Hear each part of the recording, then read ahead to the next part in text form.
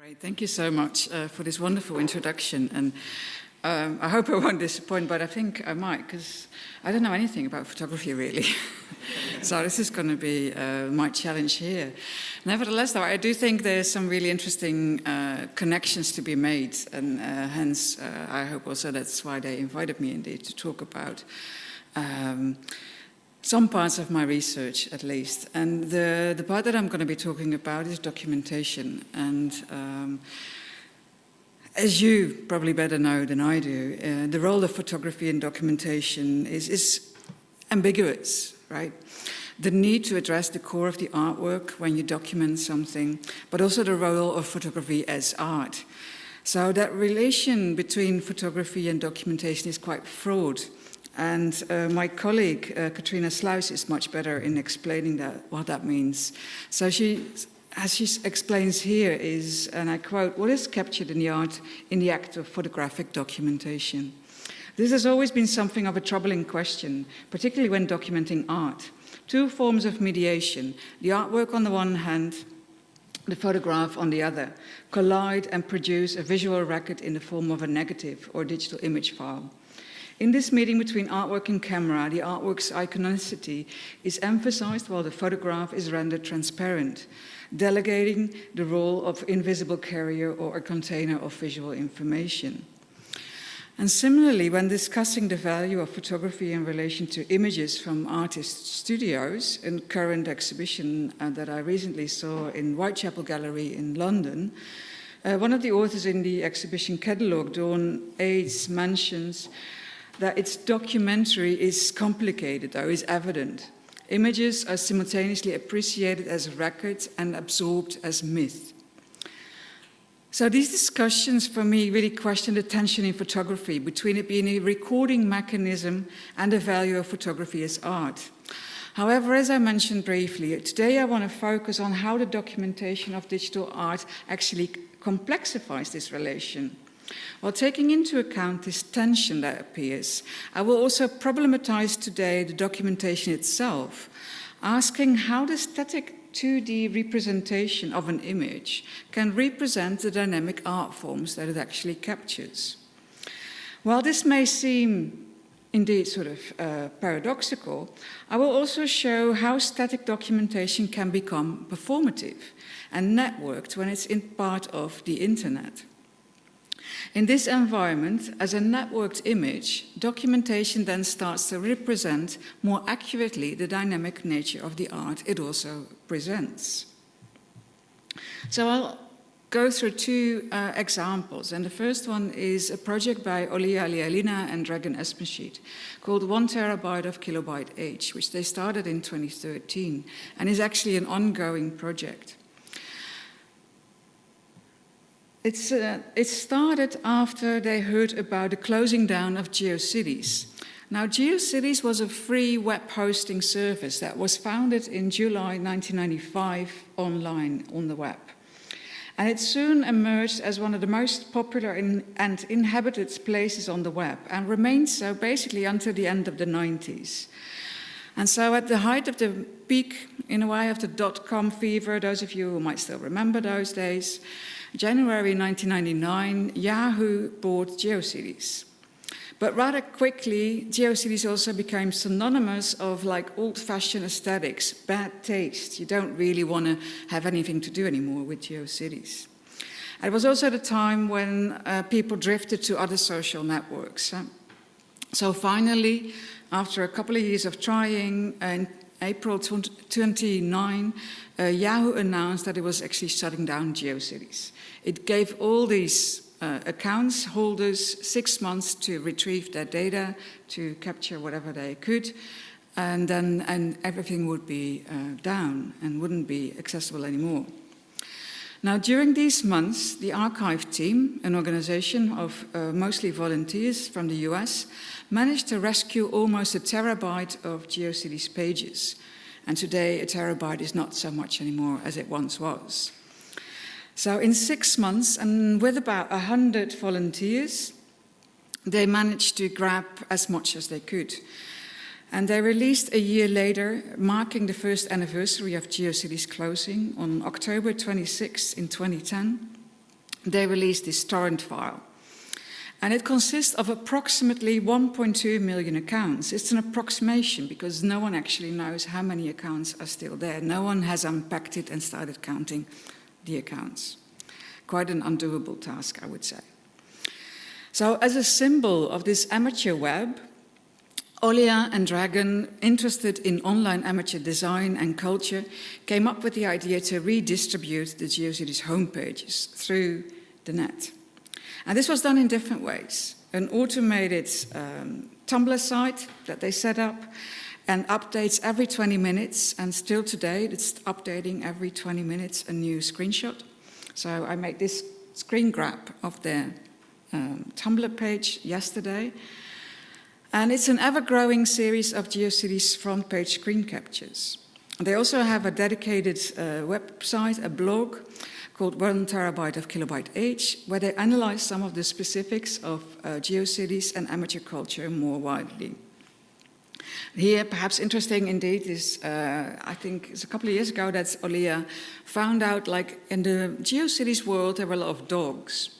Now it's all about cats, but at that time it was actually much more about dogs. And dogs had their own web pages, which brings up an interesting question which she posed in her research as well. It's like, well, what about if we go back, like in 100 years from now, go back to these web pages and see dogs having websites already? Would that surprise people? Or would they say, like, well, you see, in those days they already had their websites as well? Consider that possibility, right? Finally, also, a lot of information that they found and which they particularly liked is redistributed on Twitter, where there is now a community closely following and anticipating each new post and also retweeting, commenting, etc., etc. So in an attempt to revive a lost and forgotten world on the web, GeoCities, Ollia and Dragon decided to use a current format, the screenshot. A screenshot of the homepage of each GeoCities website. And they were looking for contemporary means of distribution. And that was the circulation on social media web platforms. So the screenshots are now posted every 20 minutes on Tumblr. Some of these end up on Twitter, where they were liked, retweeted again and again. So taking advantage of this sort of crappy documentation, a screenshot, and the intense circulation, GeoCities is now sort of new reborn. And particularly now, although Tumblr, is kind of almost gone, it has a revival of Tumblr at the moment. Now, clearly, the screenshots have authenticity issues, right?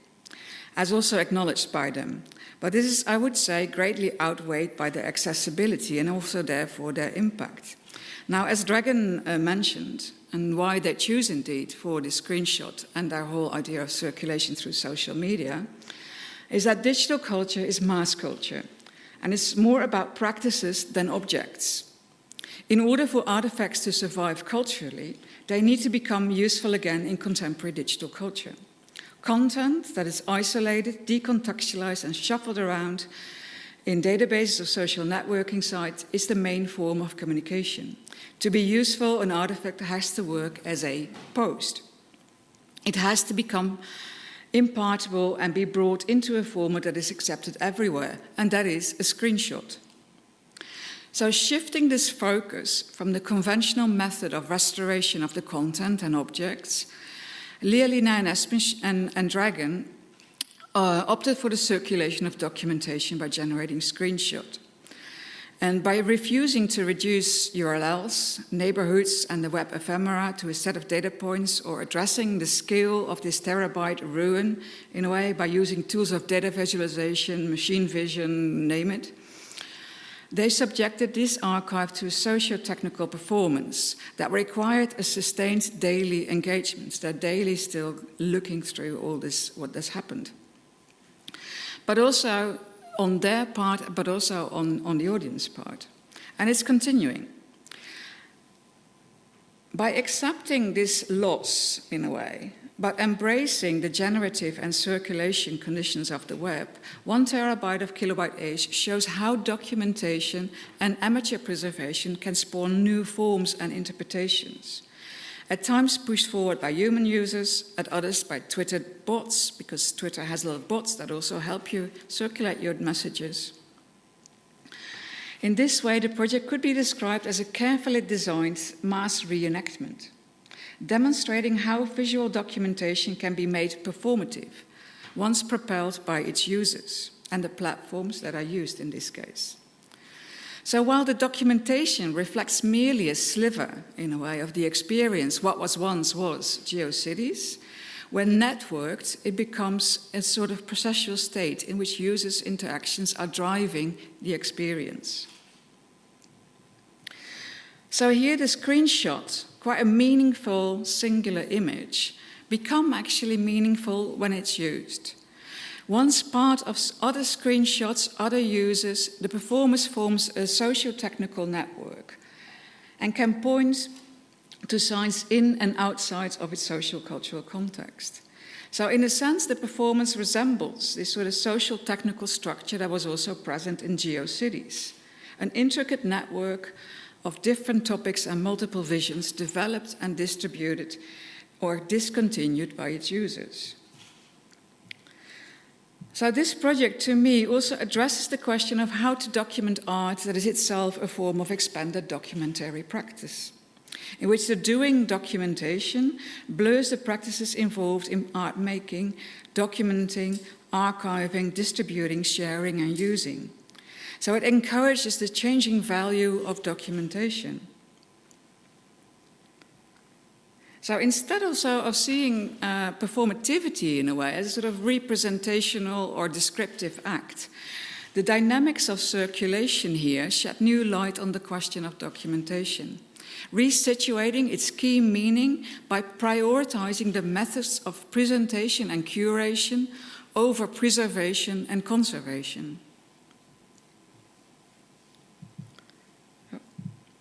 Now I need to briefly see how this works again. To go out here and then into the next. Yeah, we'll get that. So I'll get to the other example that I want to talk about as well, and which I think expands this notion of what I've been trying to tell you. And this is the project Minus Mu times 4 by the Slovenian net artist Igor Stromayer. Here the distinction between the live performance, the presentation, and its static documentation, sort of preservation, increasingly blurs in the context of network cultures. So a couple of years ago, 2016, I received this email from Igor. It was an artist that I'd known from the past, and I'd worked with him since the 90s on and off, now and then. I opened the files and saw two of these abstract, sort of cropped images, two GIFs, one of someone sitting on a toilet and one of a roll of toilet paper, and then this sort of weird sound file, which I'm not sure if I can actually play now. Oh, no, I can't, so I will leave that for another time. But it's really nothing, it's just like, whoa. 2 years later, I received another email asking me to put the now encrypted files, I didn't know what these files are, maybe they're the same, maybe they're different, I don't know, but asking me to put them somewhere safe. And again, 2 years later, in 2020, I received another email, even more encrypted, the files at least, but a bit more sort of half explanation. So I became quite curious. It's like, well, actually, what's going on? So I asked him indeed about this action. And he explained to me that it was a performative action in which over a period of several years, from 2016 to 2022, he would approach a decreasing group of people to keep several files, a random selection from an earlier project, Expunction, safe. I haven't received the next email. And I'm quite curious actually what's going to happen. Is he going to send it still to me? Because the date, I mean, he was also quite specific on the date. It was always the same date in that year. And that has passed, so I'm quite curious. Has he forgotten me? Am I not important enough anymore? So what is this all about? Igor Stromayer has been working in performance and net art since the 1990s. In 2011, he ritually started deleting all of his work, all of his net art works, all the things that he had online. everything that was produced between 1996 and 2007 disappeared and was deleted. His reasoning was, well, they don't look the same anymore because settings have changed, updates have happened, and the web, is not the same anymore as it was then. So the context around it is gone, so it might as well be gone anyhow. So he preferred deletion over aesthetic loss. Yet he did find several fragments, documentation of his artwork. And so he documented his performance. Now, looking at the files I could open, these small JPEGs GIFs, they're very insignificant, right? I couldn't trace them to any of his earlier works. Yet seeing them together, and also including these encrypted messages, the emails exchanged, they became more and more meaningful. The interaction, the intention, the performativity were lost in the freeze of a single tiny file. These files don't mean anything. But all together, a performance happens and they gain in value. So similar in a way to 1 terabyte of kilobyte age, the power and value lies in the multiplicity, the sharing and the circulation. In this sense, both projects reflect the complex temporality of many digital art projects themselves. Now, Strohmeyer's work, Igor's work, is both documentation and performance. Relatively static documentation, the GIFs, the sounds, the images, the sending of the emails, and the images are the performance. And he mentioned himself as well. He says like it's kind of a cycle, a durational, perhaps never-ending online performance with its natural rhythm, being constructed, deconstructed, and reconstructed anew. But this time differently. Who knows exactly what comes afterwards, but there is certainly no end to this cycle, because every trace, every move you make has its consequences. So by presenting the project as public gifts and choosing the circulation of close friends over commercial or established art worlds, his approach refers to a network that includes points of convergence. Yet likely this happens at a very undecided, unknown moment where different actors might actually find a point of connection. Maybe one of you has also received emails, maybe more of you.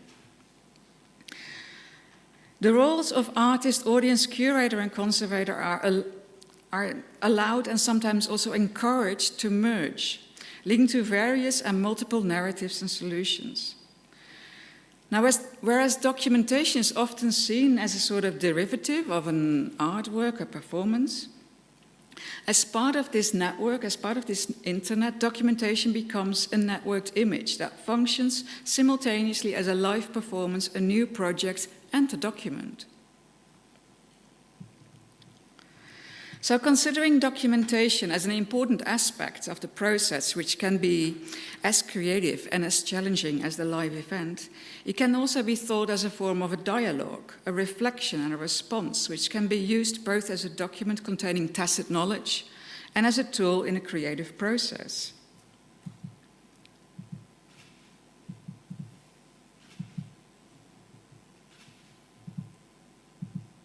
I don't know why this is so difficult.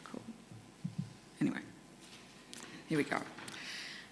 Documentation practices by artists demonstrate how this static documentation, even in the form of a very simple, meaningless screenshots, can become performative and follow the logic or characteristics of the documented art.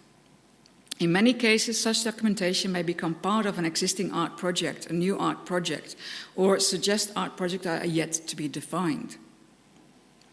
This means that the value and influence of documentations happens through its diversity, its sharing, and its circulations that I've mentioned before.